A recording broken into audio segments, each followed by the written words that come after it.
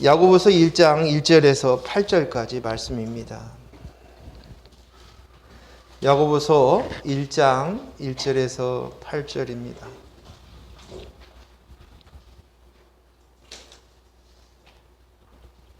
제가 먼저 교독하겠습니다. 하나님과 주 예수 그리스도의 종 야고보는 흩어져 있는 12지파에게 문안하노라. 내 형제들아, 너희가 여러 가지 시험을 당하거든 온전히 기쁘게 여기라. 이는 너희 믿음의 시련이 인내를 만들어내는 줄 너희가 알미라. 인내를 온전히 이루라. 이는 너희로 온전하고 구비하여 조금도 부족함이 없게 하려 함이라. 너희 중에 누구든지 지혜가 부족하거든 모든 사람에게 후히 주시고 꾸짖지 아니하시는 하나님께 구하라. 그리하면 주시리라. 오직 믿음으로 구하고 조금도 의심하지 말라. 의심하는 자는 마치 바람에 밀려 요동하는 바다 물결 같으니 이런 사람은 무엇이든지 주께 얻기를 생각하지 말라. 두 마음을 품어 모든 일에 정함이 없는 자로다. 아멘. 우리는 지난주에 시험이라는 제목을 가지고 말씀을 야고보서 1장 1절에서 4절까지의 말씀을 보았습니다. 그리고 오늘 이어서 5절에부터 지혜를 구하라 라는 제목을 가지고 말씀을 나누겠습니다. 오늘 말씀에서 지혜를 구하라고 말씀하십니다. 그리고 지혜를 구하면 하나님께서 후히 주시고 꾸짖지 아니하시는 하나님이 주신다라고 말씀하십니다. 하지만 이 지혜를 구함에 있어서 의심을 가지고 구하는 것은 두 마음을 품은 것이기 때문에 이런 사람은 얻을 것을 생각지 말라라고 말합니다. 우린 지혜가 필요합니다. 이 지혜는 이 세상을 살아가는데 또 자신의 삶을 잘 살고 풍성하게 살아가는데도 필요합니다. 그런데 오늘 성경에서 이야기하고 있는 지혜는 이 세상을 위한 것이 아닌 것 같습니다. 이 지혜는 하나님 나라를 가는데, 시험을 잘 통과하는데, 영생의 삶을 사는데, 하나님의 아들이 아들다워짐에 또 생명을 얻는데, 구원을 얻는데 필요한 지혜입니다. 우린 가끔 참 지혜롭다 하는 사람들을 만나보게 됩니다. 저도 그런 분들을 가끔 볼 때가 있습니다. 사회생활을 할 때, 직장생활을 할 때 인간관계를 잘 맺고 잘 대처하는 모습을 보면 또 기가 막히게 말을 참 적재적소에 말을 하는 그런 분들을 보면 저 사람 참 지혜롭다 하는 생각이 들고 그런 분들이 참 부럽다는 생각을 갖습니다. 어쩌면 저렇게 사회생활을 잘할까 하는 그런 마음이 제 안에서도 불쑥 나옵니다. 그런데 오늘 본문은 지혜가 부족하거든 모든 사람에게 후히 주시고 꾸짖지 아니하시는 하나님께 구하라고 말씀하십니다. 즉 다시 말해서 지혜가 구하는 이 땅에 있는 모든 사람들이 지혜를 구해서 다 하나님 앞에 받아야 된다는 것입니다. 우린 늘 지혜가 부족하다고 생각하고 지혜에 목말라 있습니다. 나도 지혜가 있었으면 좋겠다. 그런데 하나님께서 주신다는 것입니다. 그래서 오늘 말씀을 붙잡고 지혜를 달라고. 하나님, 내가 교회를 잘 운영하고 싶어요. 하나님 지혜를 주세요. 지혜가 필요합니다. 하나님, 내가 너무 부족한 아비입니다. 자식을 잘 키울 수 있는 부모가 되게 해달라고. 지혜가 필요합니다. 사업을 잘 하고 싶습니다. 지혜를 달라고. 장애가 있는 우리 어린 자녀를 어떻게 키워야 할지 모르겠어요. 지혜를 주십시오. 그렇게 지혜를 구하는 때가 한두 번이 아니었습니다. 제가 어렸을 때 저를 가르쳐 주셨던 선생님이 저에게 넌 공부하고 있으니까 하나님 앞에 특별히 학생들은 지혜를 하나님께 구해야 된다라고 얘기를 했어요. 그러면서 그 지혜를 얻는 방법 중에 하나가 지혜의 왕인 솔로몬이 쓴 지혜 잠언 잠언서를 많이 읽으라 라고 얘기를 했어요. 그래서 저도 그 말씀을 듣고 틈나는 대로 공부하기 전에 잠언서를 한 장씩 읽으면서 그리고 공부를 시작했던 기억이 납니다.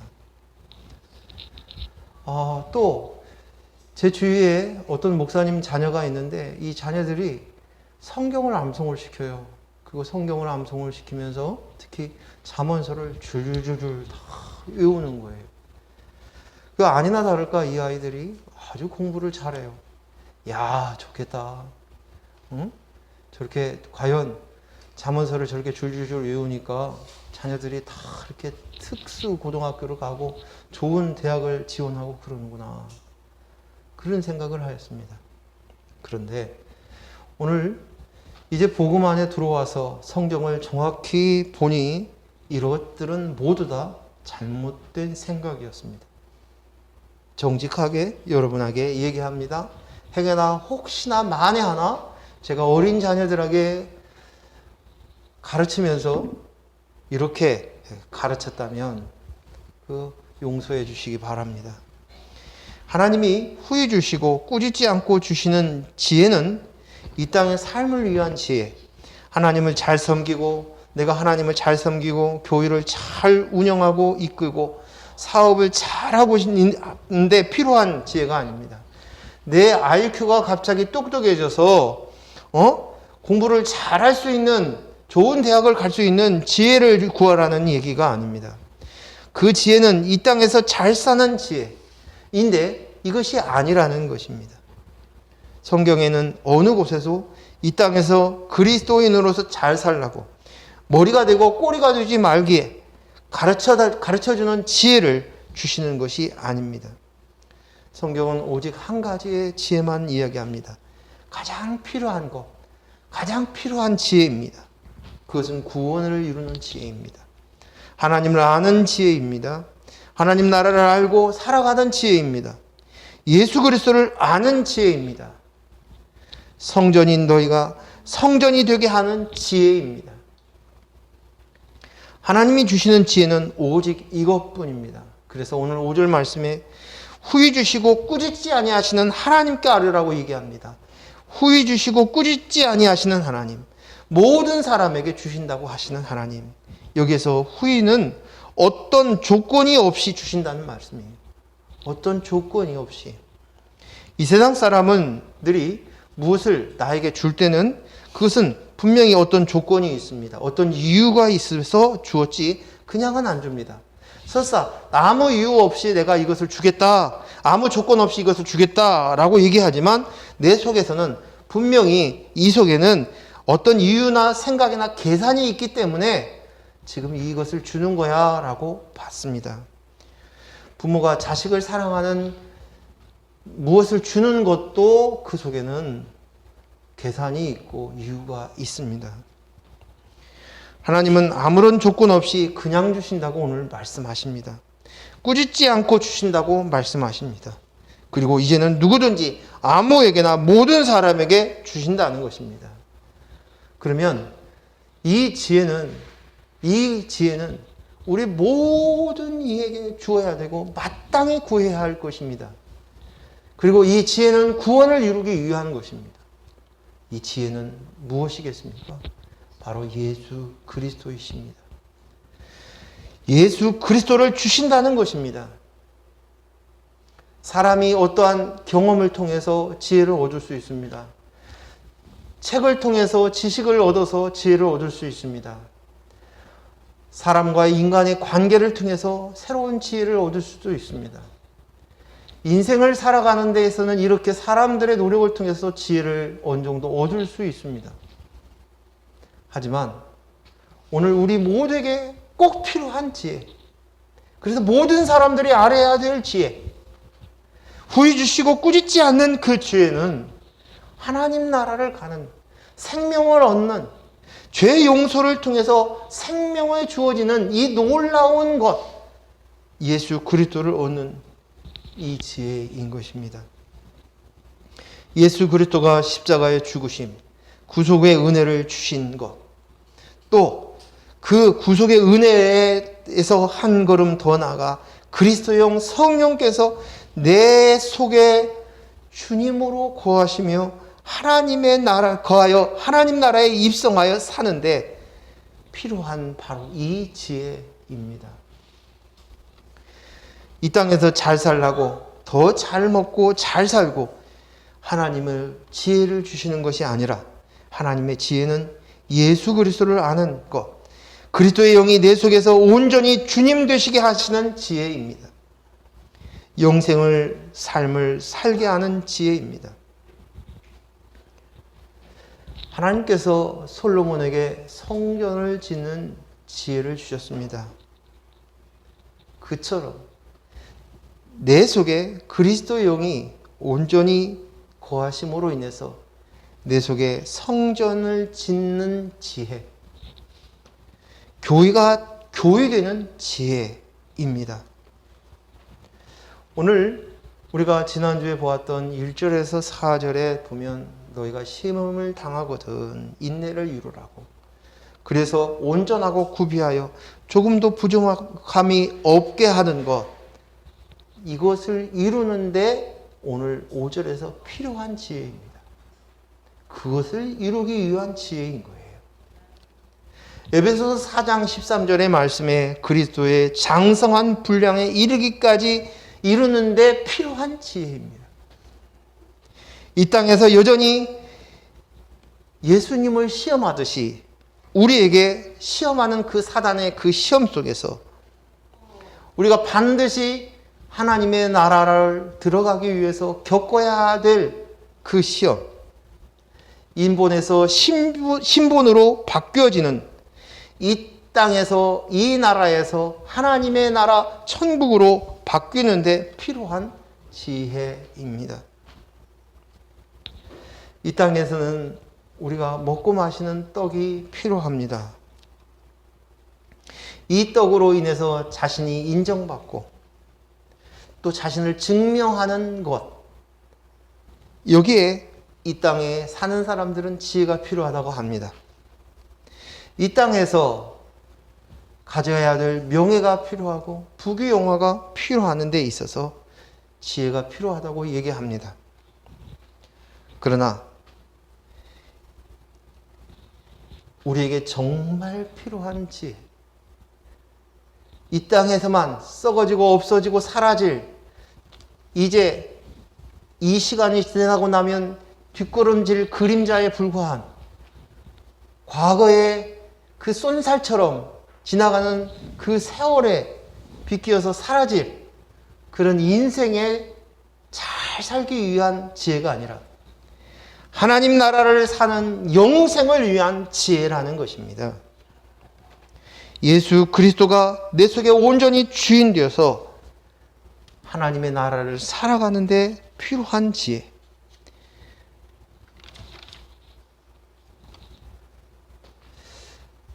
우리가 지혜서라고 얘기하면 잠언서를 얘기합니다.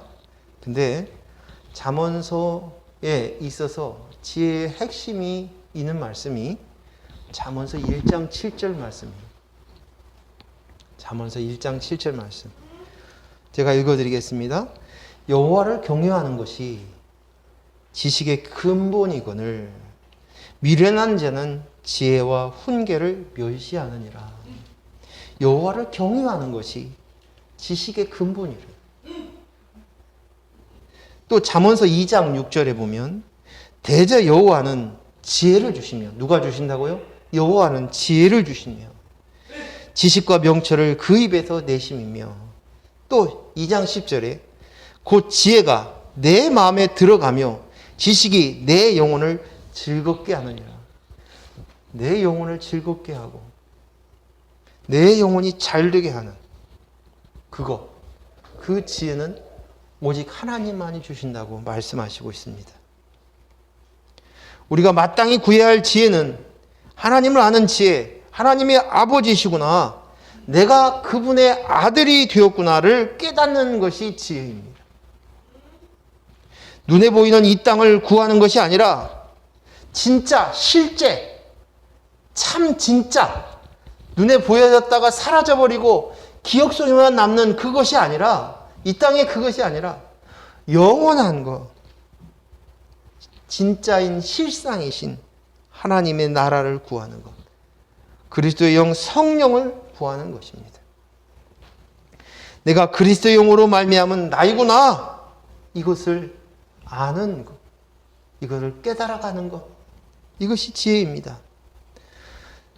틈만 나면 이 땅에서 안정과 인정과 보암직한 것과 먹음직한 것과 탐스러운 것을 탐하고자 하는 이 땅에서 여전히 이것에 익숙해져 버리는 내 속에 있는 혼과 육이, 지정의가 이젠 그리스도 영을 알아보고 그 앞에 주인으로 모시며 순종하여 온전히 그분과 그 영과 연합하여 하나 되어지는 지혜가 필요합니다. 오늘 우리는 마땅히 이 지혜를 구해야 될 줄로 믿습니다. 그리고 이 지혜 앞에 하나님은 후히 주시고 꾸짖지 아니하시고 모든 이에게 주신다고 말씀하십니다. 성경 한 절만 찾아보겠습니다. 이사야서 43장 21절입니다. 이사야서 43장 21절. 우리가 너무 잘 알고 있는 말씀이죠. 자, 우리 같이 읽겠습니다. 이사야서 43장 21절 같이 읽겠습니다. 시작. 이 백성은 내가 나를 위하여 지었나니 나를 찬송하게 하려 함이니라. 여러분, 이 말씀을 들었을 때 고개를 끄덕끄덕 하죠. 그리고 야, 내 인생에 목적이 있구나. 그 하나님을 찬양하는데 목적이 있구나. 그렇구나. 그러면 내가 마땅히 하나님을 찬양해야지. 하나님께 영광을 돌려야지. 라는 마음이 내 속에서 올라오지 않습니까? 그렇습니다. 그렇게 올라왔어요. 근데 이것으로 인해서 내가 율법을 지켜서 이것을 하나님께 드려야지 라는 마음이 들었다면 이것은 잘못된 접근이에요. 오늘 하나님이 주시는 지혜는 이런 지혜가 아니에요.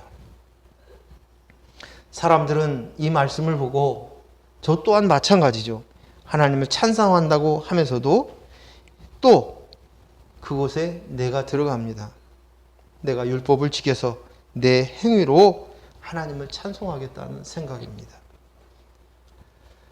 하지만 진정한 접근은 오늘 내가 누구인지를 깨닫고 내가 예수 그리스도의 십자가의 은혜로 구원받았고 내 속에 이제 그리스도의 영의 주인 되심으로 내가 하나님 앞에 새로운 피조물이구나.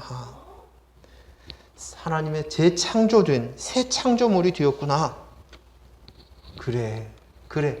이제는 내가 아니라 내 속에 있는 하나님의 성령으로 그리스도의 영으로 나입니다를 깨달으면, 그러면 우리의 이 깨달음 속에서 자연스럽게 나오는 것이 찬송인 거예요.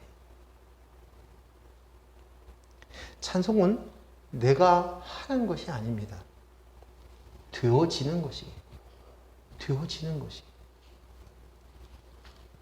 교회에 다니는 수많은 사람들이 하나님께 영광을 돌리겠다고, 하나님을 찬양하겠다고 힘씁니다. 그래서 내가 어떠한 무슨 일을 통해서 그것을 이루거나 그것을 드리거나 하면 이것으로 인해서 하나님께 영광을 돌렸다고, 이게 찬송되게 하셨다고 이야기합니다. 너무나도 안타깝지만 정직하게 말해서 이것은 하나님을 찬양하는 것과 아무 상관이 없습니다.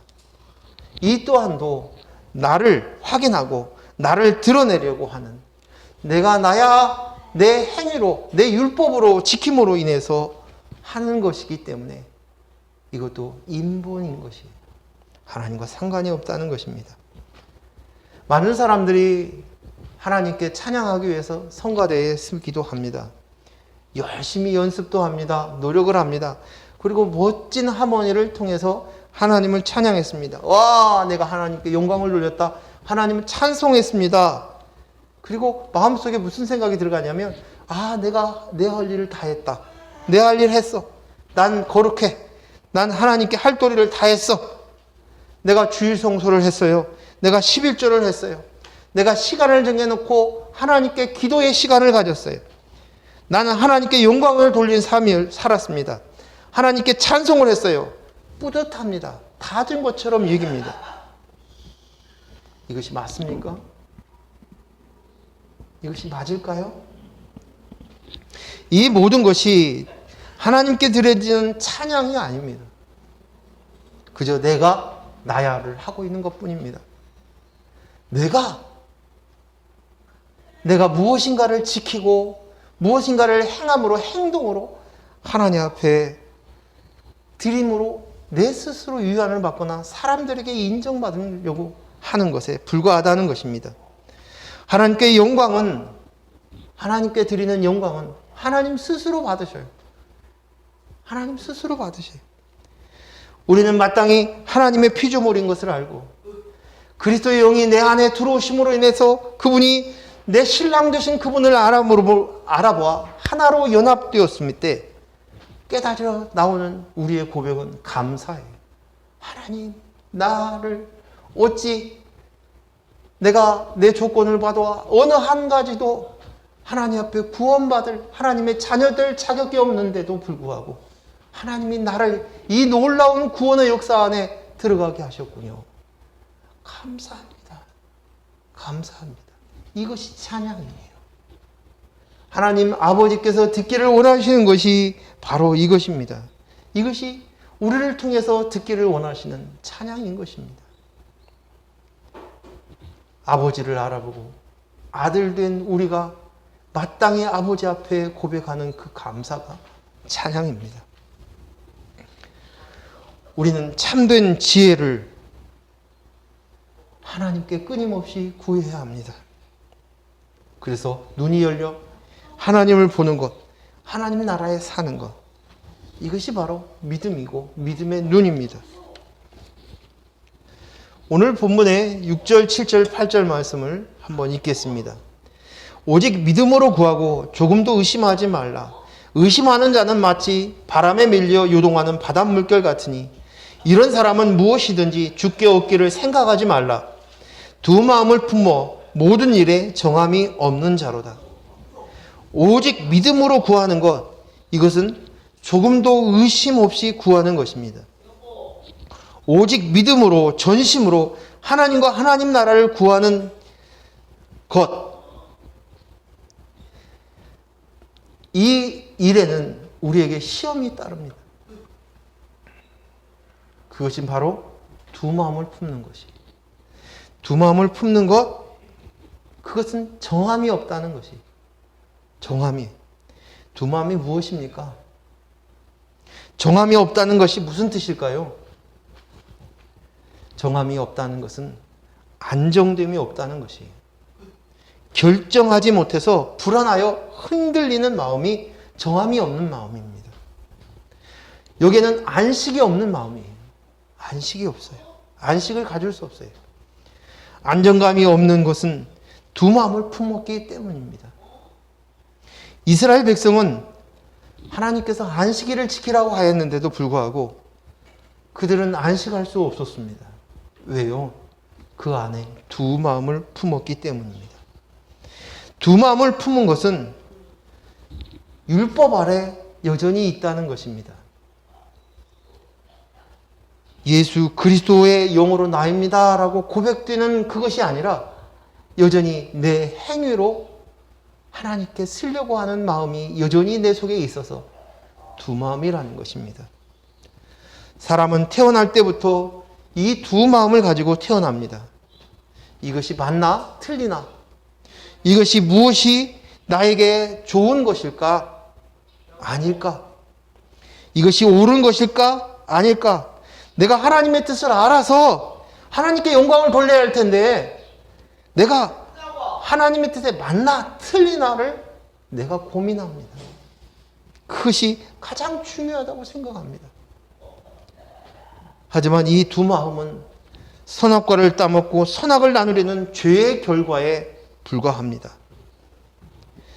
율법에 맞는가 안 맞는가, 지켰는가 안 지켰는가, 행동으로 맞느냐 안 맞느냐, 이 두 가지의 마음을 가지고 있는 것이 두 마음입니다. 그리스도의 영이 바로 나입니다. 난 성전입니다. 난 그릇입니다. 내 머리는 그리스도가 내 머리이고 나는 몸된 교회입니다. 여기에 우리의 마음이 확정되고 확정되어야 돼요. 이 결정하고 마음을 정하는 것입니다. 그런데 우리는 여전히 머리로는 끄덕끄덕 하면서도 실제의 삶에서는 또다시 율법의 행위로, 내 행동으로 바른가, 옳은가, 맞나, 틀렸나를 따집니다. 그리고 그것을 통해서 인정과 열매를 얻기를 원하는 것이에요. 죄송하지만 여기 있는 저를 비롯해서 여기에 있는 우리 모두는 끝없이 이처럼 바람에 흔들리는 갈대처럼, 바람에 밀려 요동하는 바닷물결처럼 움직입니다. 그래서 우리는 늘 불안해요. 염려합니다. 고민과 걱정이 있습니다. 안식이 들어가지 못하는 것이에요. 여러분은 여러분의 자녀를 바라볼 때 어떤 마음으로 바라보십니까? 혹시 염려와 걱정된 마음으로 자녀를 바라보고 있는 마음이 있지 않습니까? 이 마음은 두 마음이 내 속에 있다는 것이에요. 그것을 확인하는 증거입니다.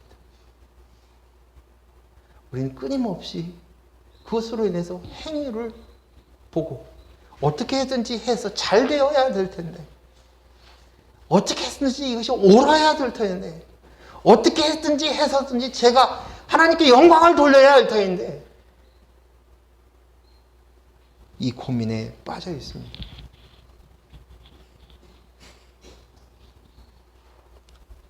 결국 우리는 안식할 수 없고 불안해하는 것입니다.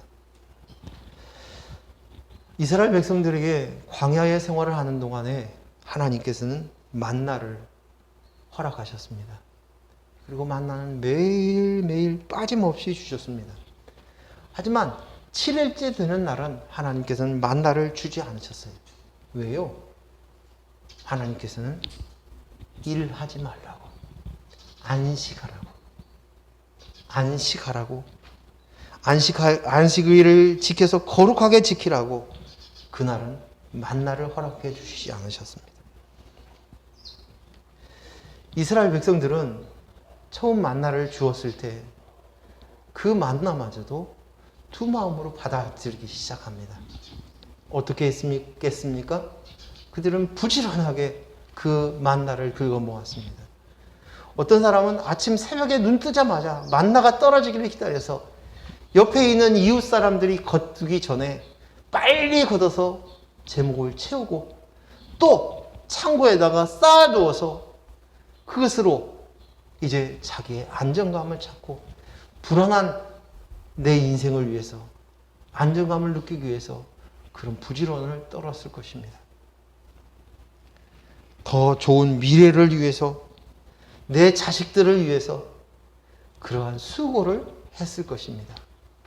그런데 하나님께서는 그거를 보지 않으셨어요. 그 다음 날 썩은 내가 진동을 하였습니다. 썩은 내를 진동하였습니다. 주의를 주의하고는 그 만나에서 악취가 났어요. 안식일을 제외하고는 악취가 쏟아졌어요. 이 악취는 썩은 내입니다. 부패한 냄새입니다. 온 동네 사람이 그 썩은 내로 그 집을 알아보았을 것입니다. 그 썩은 내는 하나님이 없는 인생은 썩은 거야, 죽은 거야. 그 부패한 시체의 냄새를 그들은 확인했어야 되었습니다. 만나를 내 인생으로 받아들였던 그들, 두 마음으로 받아들였던 그들에게는 처절하게 시체의 썩은 내를 확인시켜 주시는 것입니다. 그래서 하나님께서는 만나를 그 안식일을 지키지 않는 이들에게는 아주 매정하게 대하셨습니다. 안식일을 지키지 않는 그들에게는 돌을 쳐서 죽였어요. 안식이 없는 자에게는 죽음이라는 걸 가르쳐 주신 것이. 안식이 없는 자는 죽음이라는 것이에요.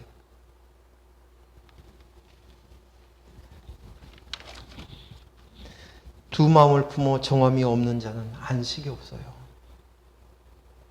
죽음입니다. 여전히 내가 나야 하는 마음이 있다면 입으로는 주여 주여를 아무리 외친다 할지라도 내 속에 그리스도의 영이 온전히 주인되지 않는다면, 그 그리스도의 영과 연합되지 않는다면 우리는 안식을 누릴 수 없고 죽은 썩은 내만 나는 존재인 것입니다. 우리에게는 생명을 얻어서 안식을 누려야 될 줄로 믿습니다. 내가 선 것은 살아계신 하나님의 아들을 믿는 믿음 안에서 사느니라가 되어야 안식할 수 있습니다. 내 안에 그리스도의 영이 주인 되셔야만이, 그분이 온전히 주인 되셨을 때 우리는 안식할 수 있습니다. 요한복음 5장 26절 말씀에 우리 한번 찾아볼까요? 요한복음 5장 26절.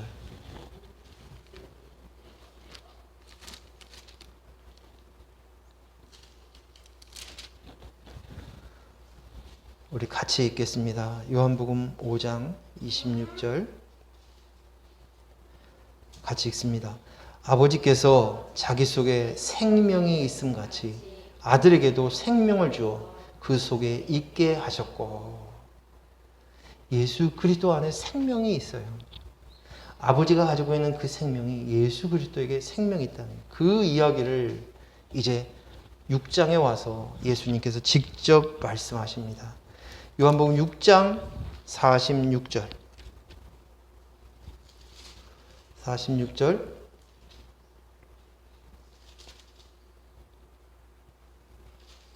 아니, 48절이네요. 48절. 6장 48절 시작. 내가 곧 생명의 떡이니라.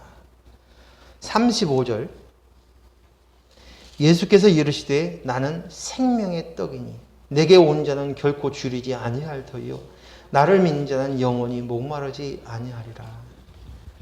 우리 인생에 있어서의 목마름과 배고픔을 해결할 수 있는 유일한 것은 생명의 떡이신 예수 그리스도입니다.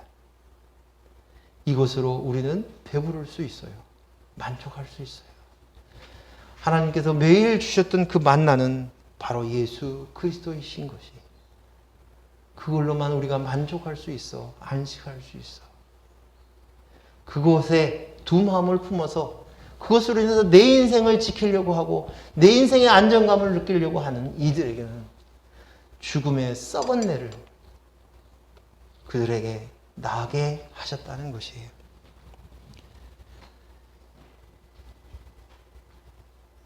오늘 이 사실들을 깨치게 하는 것이 지혜입니다.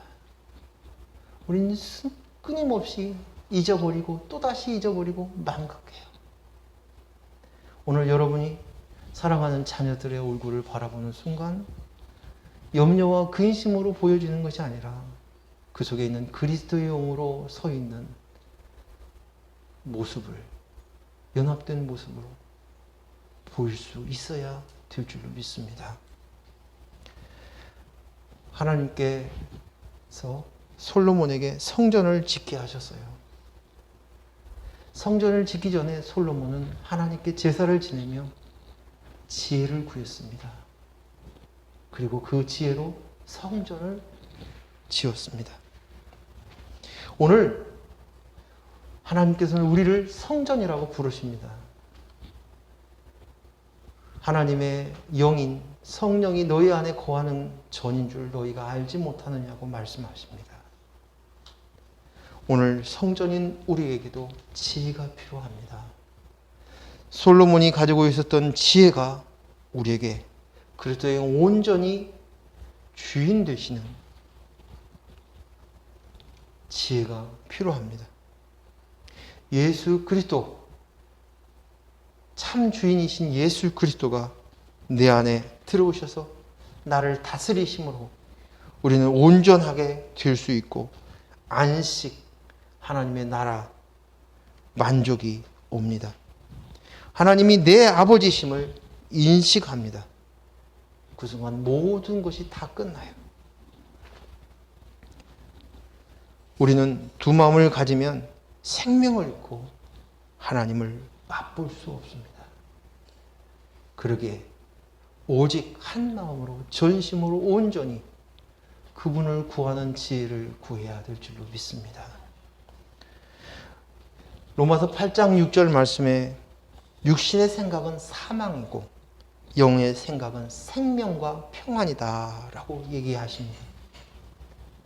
오늘 우리에게 진정한 안식, 평안과 안식, 이것은 내 영에 예수 그리스도의 영과 연합되었을 때, 성전되었을 때 생명과 평안을 얻게 되어질 줄로 믿습니다.